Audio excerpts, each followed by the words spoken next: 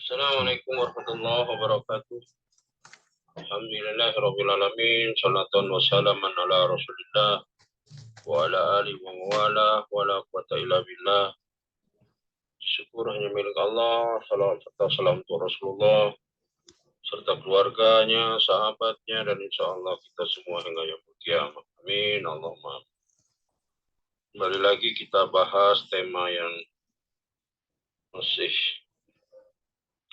panas seputar Palestina. Kali ini kita akan berdalam masalah Yahudi di dalam Al-Quran.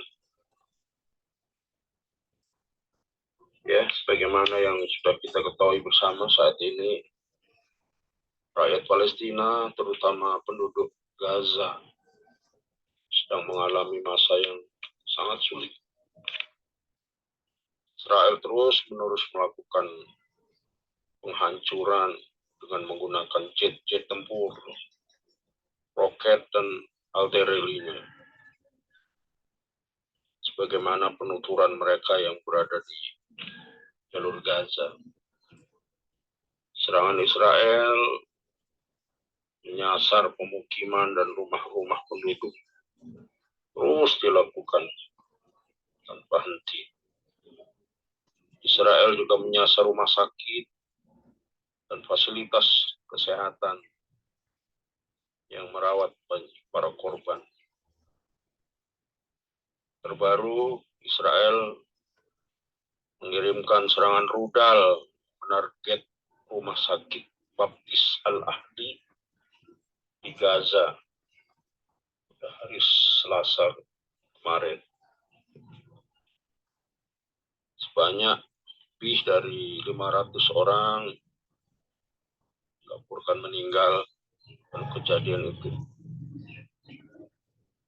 Beberapa negara dunia seperti Rusia, Jepang, Saudi, dan lain-lain, termasuk Indonesia, mengutuk keras serangan tersebut. Serangan Israel yang menyasar rumah-rumah warga membuat jumlah korban terus meningkat. Tercatat lebih dari 3.500 dinyatakan syahid dan lebih dari 13.000 yang terluka. Apa yang terjadi di Gaza semakin membuka mata dunia mengenai karakter jahat orang-orang Yahudi. Dengan terang-terangan mereka melakukan kejahatan perang dengan disaksikan oleh seluruh dunia. Dan inilah sifat orang-orang Yahudi. Sebagaimana yang kita lihat dalam sejarah,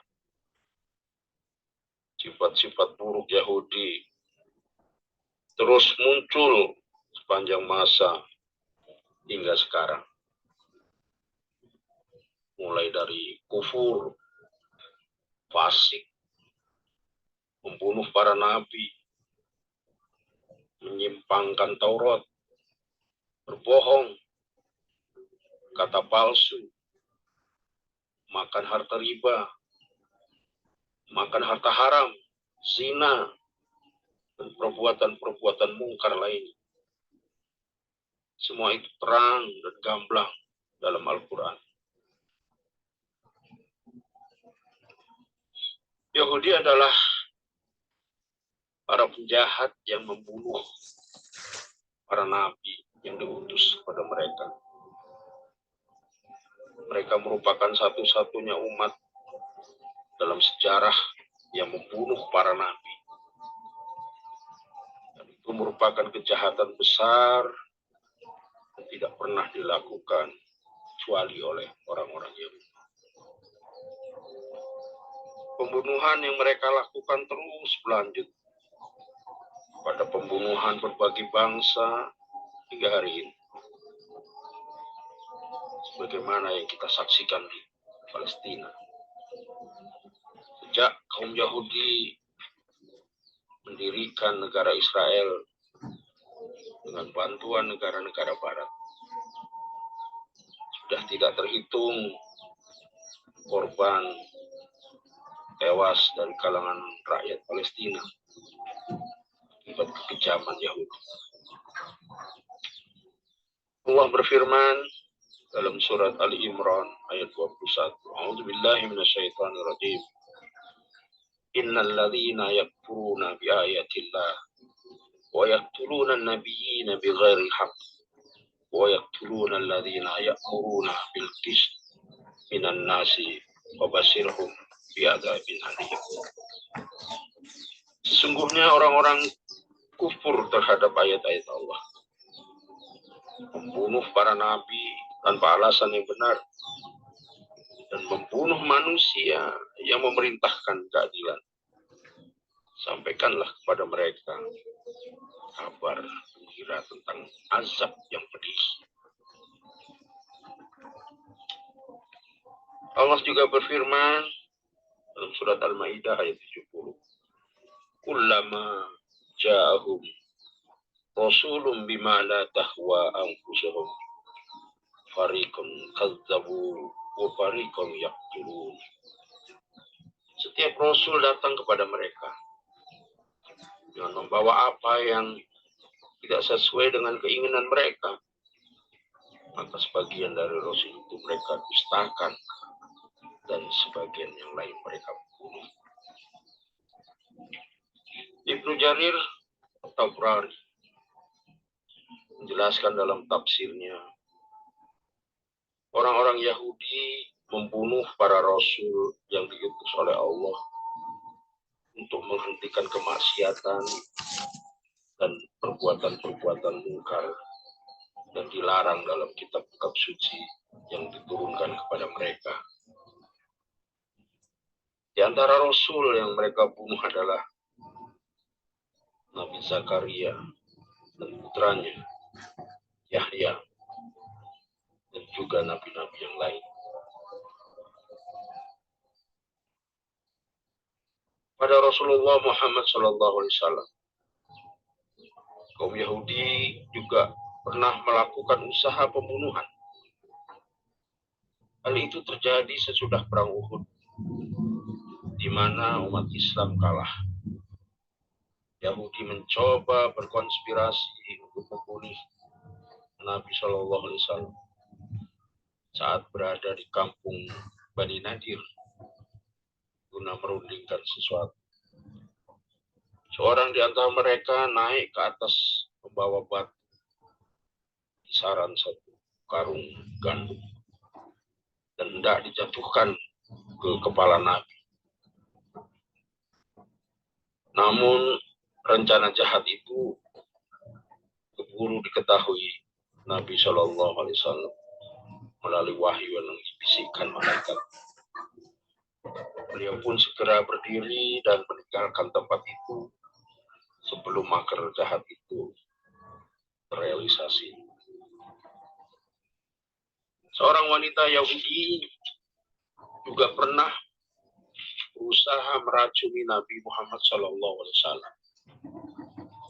Ceritakan setelah melakukan perjanjian damai Khaybar antara kaum muslimin dan Yahudi, masyarakat Khaybar hendak menghadiahkan sajian berupa makanan kepada kaum muslimin, termasuk kepada Nabi Muhammad SAW. Di antara hidangan yang disajikan terdapat domba panggang yang telah dibubuhi racun oleh Zainab binti Al-Haris, seorang wanita Yahudi. Namun Rasulullah mengetahuinya dengan petunjuk dari Allah Ta'ala dan kemudian melarang para sahabat untuk memakannya. Yahudi adalah kaum yang dilaknat Allah karena selalu berkhianat dan melakukan tipu daya serta melanggar perjanjian yang dilakukan. Allah berfirman dalam surat Al-Baqarah ayat 100. Awa kullama ahadu ahdan nabadahu fariqum minhum bal aktsaruhum la yu'minun. Dan mengapa setiap kali mereka mengikat janji kepada Allah, termasuk janji untuk percaya jika Nabi yang diutus datang, sekelompok mereka melanggarnya, menyepelekannya dan mengingkarinya. Sedikit sekali dari mereka yang menepati janji, sedangkan sebagian besar tidak beriman. Dalam surat Al-Maidah ayat 13 juga Allah berfirman, "Wa bima naqdihim mitsaqahum la'annahum wa ja'alna qulubahum qasiyah." Karena mereka melanggar janjinya, maka kami melaknat mereka dan kami jadikan hati mereka keras membatu. Contoh pengkhianatan Yahudi yang dilakukan pada masa Rasulullah SAW. Bani Qainuqa adalah Yahudi yang pertama menunjukkan aksi pengkhianatan terhadap kesepakatan piagam Madinah. Setelah melihat kemenangan kaum muslimin di Perang Badar, mereka secara verbal menantang Rasul dan kaum muslimin. Padahal sebelumnya mereka telah ikut menyepakati piagam Madinah untuk tidak saling menyerang. Niat mereka itu kemudian mereka realisasikan dengan sengaja melakukan pelecehan terhadap wanita muslim di pasar Bani Qainuqa, dan disusul dengan pembunuhan lelaki muslim yang membelanya. Maka Rasulullah pun mengepung Bani Qainuqa lalu mengusir mereka dari Madinah. Pengkhianatan yang serupa juga dilakukan oleh klan Yahudi yang lain, yaitu Bani Quraizah dan Yahudi Khaybar dalam perang Ahzab, dan Bani Nazir yang melakukan gerakan untuk mengusir kaum muslimin dari Madinah dan membocorkan kelemahan kaum muslimin kepada Quraisy.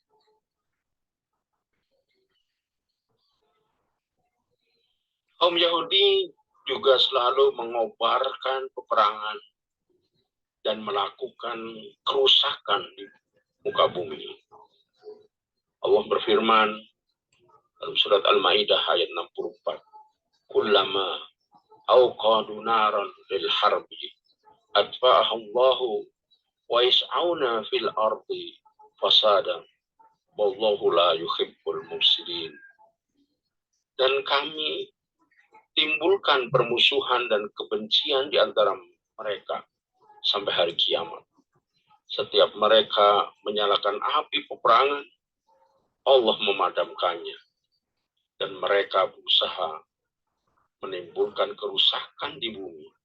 Dan Allah tidak menyukai orang-orang yang berbuat kerusakan. Apa yang kita lihat di Palestina sejak mereka mendirikan negara Israel dengan cara merampas dan menjajah hak-hak penduduk Palestina merupakan contoh yang paling nyata mengenai karakter Yahudi saat ini. Masih ada beberapa karakter kaum Yahudi lain yang disebutkan dalam Al-Quran. Kita meyakini bahwa karakter ini memang tidak dimiliki oleh semua orang Yahudi. Namun Al-Quran menjelaskan untuk menunjukkan bahwa karakter ini dimiliki oleh kebanyakan kaum Yahudi. Tentu kita tidak diperintahkan untuk membenci, apalagi memerangi orang-orang kafir termasuk orang Yahudi. Namun apabila muslimin atau sebagian dari kaum muslimin diperangi dan dizalimi, maka menjadi kewajiban semua umat Islam untuk membelanya. Saat ini yang bisa kita lakukan adalah menolak kejahatan perang yang dilakukan Israel melalui sarana yang bisa kita lakukan, baik melalui mimbar-mimbar ceramah, aksi solidaritas, tulisan di medsos, dan lain-lain. Kita juga terus-menerus mendoakan saudara-saudara kita di Palestina. Semoga Allah menolong mereka dan mengangkat penderitaan yang mereka alami. Dengan rezeki yang Allah karuniakan kepada kita, kita juga seharusnya dapat menyisihkannya untuk membantu saudara-saudara kita di Palestina. Assalamualaikum warahmatullahi wabarakatuh.